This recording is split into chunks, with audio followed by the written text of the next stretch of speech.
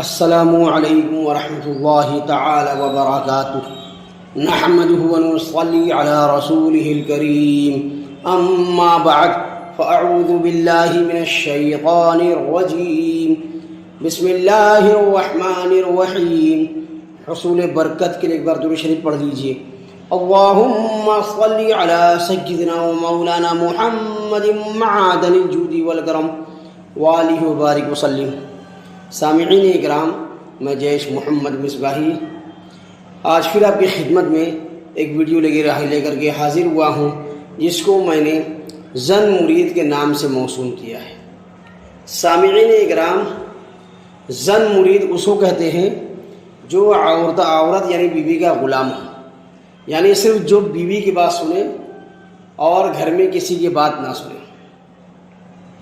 تو سامعین اکرام، ایک دفعہ کی بات ہے کہ ایک ماہی گیر مچھلیاں لے کر ایک بادشاہ کی خدمت میں حاضر ہوا، اور بادشاہ کو تحفتاً وہ مچھلیاں پیش کی۔ بادشاہ نے خوش ہو کر اسے 400 روپے انعام دیا۔ بادشاہ کی بیوی نے کہا، آپ نے چند مچھلیوں کے لیے ناحق اتنا روپیہ دے دیا، اپنا روپیہ واپس لے لیجیے۔ بادشاہ نے کہا، مگر اب تو میں دے چکا ہوں، واپس کیسے لوں؟ ظاہر سی بات ہے، دینے کے بعد لیتے ہوئے شرم آتی ہے۔ تو بیوی نے کہا، طریقہ میں آپ کو بتاتی ہوں کہ آپ پیسہ کیسے واپس لیں گے۔ آپ اس سے پوچھئے کہ مچھلیاں نر ہیں یا مادہ، یعنی میل ہے یا فیمیل ہے یہ مچھلیاں۔ اگر نر بتائے تو آپ کہیے مجھے تو مادہ مچھلیاں چاہیے تھی، اور اگر وہ مادہ بتائے تو آپ کہنا کہ مجھے تو نر مچھلیاں چاہیے تھی۔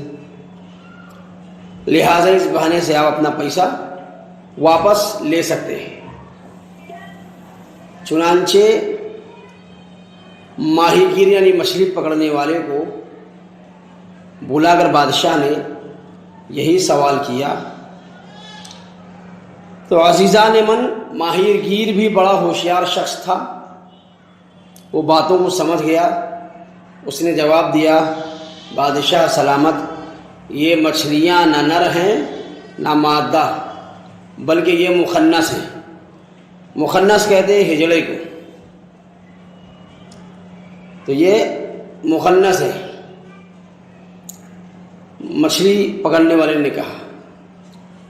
اب بادشاہ اس کے جواب سے اور بھی زیادہ خوش ہو گیا اور 400 روپے اور انعام دے دیا۔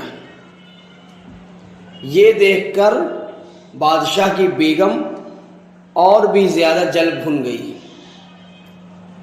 اتنے میں ہوتا کیا ہے کہ ماہی گیر کے ہاتھ سے 1 روپیہ گر گیا۔ اب کسی کا یہ پیسہ گرے گا تو وہ اٹھائے گا، تو ماہی گیر نے بھی فوراً چھپ کر کے اس پیسے کو اٹھا لیا، 1 روپے کو اٹھا لیا، یا جو بھی پیسہ تھا اس نے اٹھا لیا۔ تو بادشاہ کی بیوی کو پھر موقع مل گیا،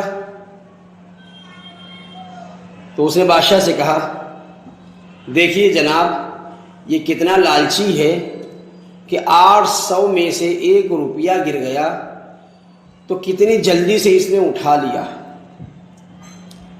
اس سے اسی بات پر ناراضگی کا اظہار کر کے اپنی ساری رقم آپ واپس لے لو۔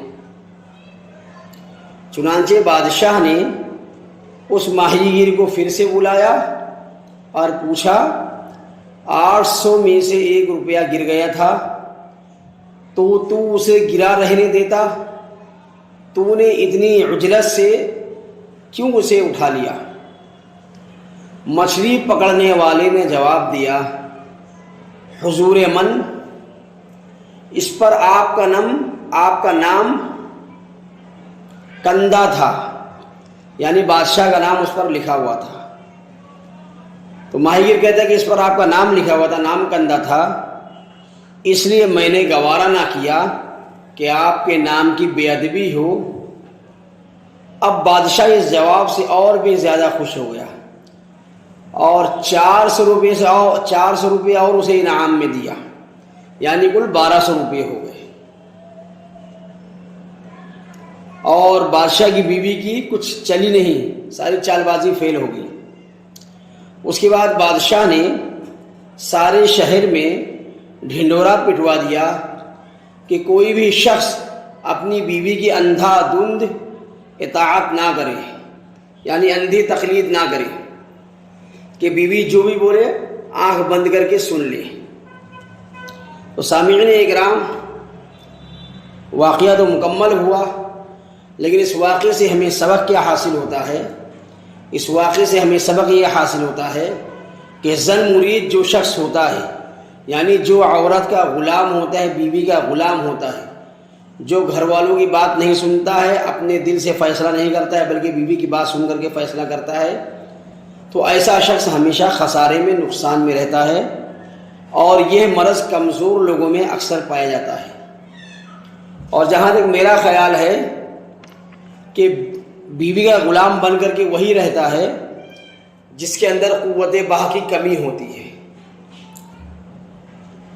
جو میرا اندازہ ہے، باقی اللہ بہتر جانے۔